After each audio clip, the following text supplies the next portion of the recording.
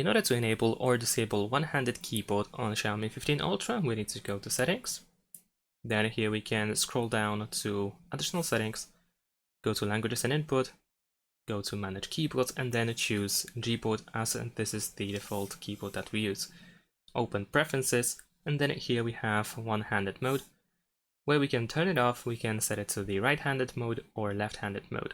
In addition to that, you can also change to the one-handed mode or turn it off. If you open the keyboard, you can tap on these 4 squares on the left side.